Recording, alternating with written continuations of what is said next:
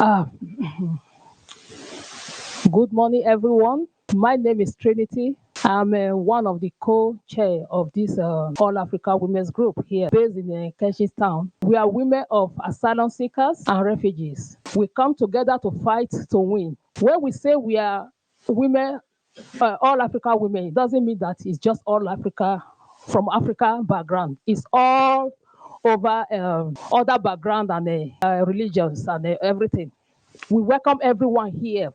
And when we come every month, once in a month, we come to fight our case, to understand our case. That is the big meeting. We do a lot of campaign about this month, family reunion and other things. And we fight against injustice as well.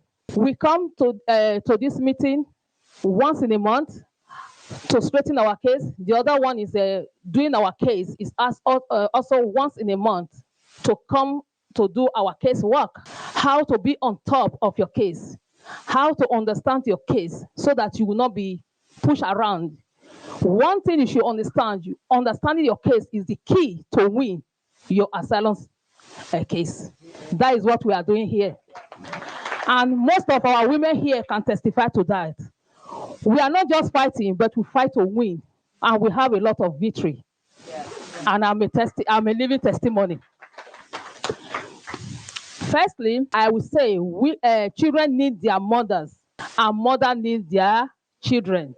People ask, why do you leave your children behind? Leaving your children behind is not any woman's choice to do, but they have to do that to save their lives. When they say, I love you, mom, it's very important. Have a jotter, mark it, write it down, the date they said it and everything. Have it. I miss you, mom, or you miss them. When are you going to come? Come back, mom, and take me.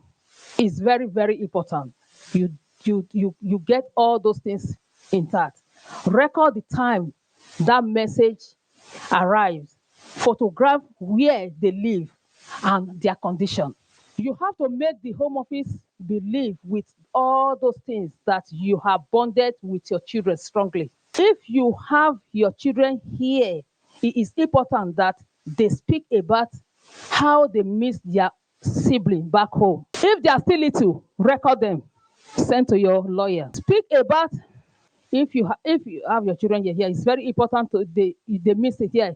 Your children may be suffering, depressed. It is hard to hear how our children are suffering, but we have to listen and record it so that we can tell Home Office. You as a mother, you should stand as a pillar for your children.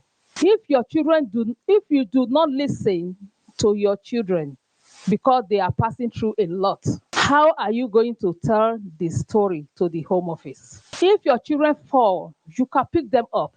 But if you fall, who is going to pick your children up? You have to consider that.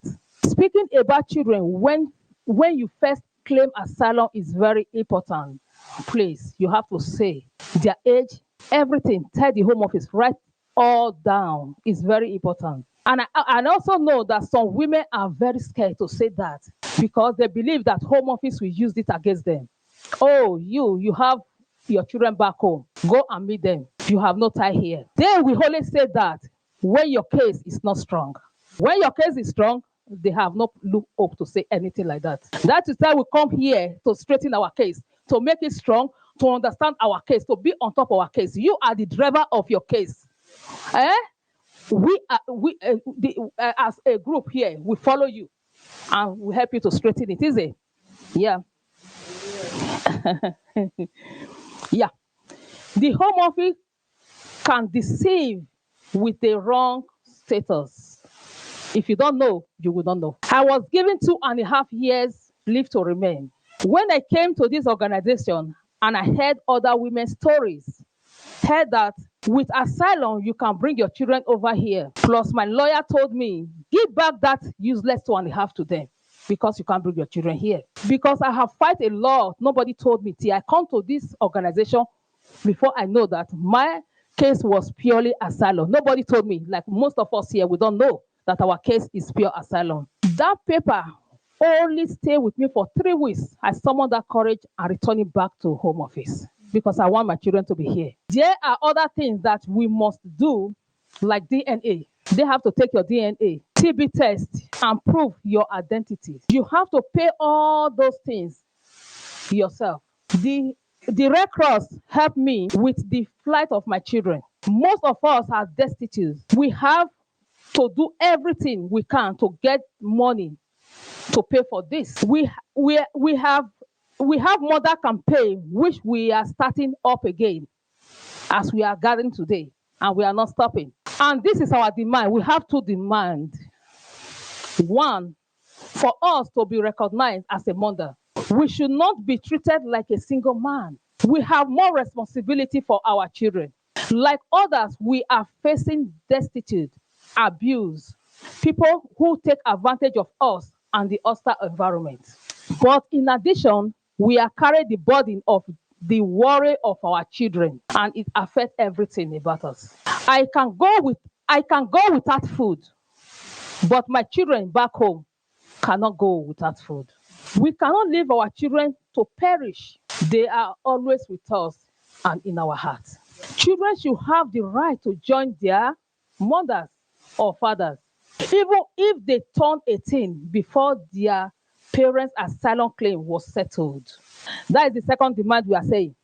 That is the second demand. Over 18 or under 18, we want our children here. This is very unfair. Sorry, this is very unfair.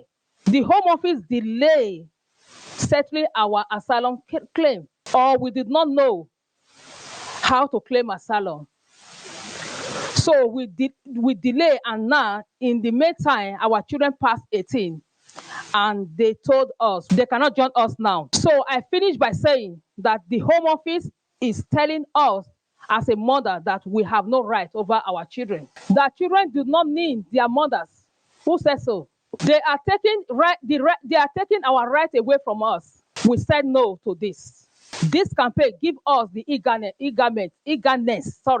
to fight on, and we must fight on, and we will win. Thank you.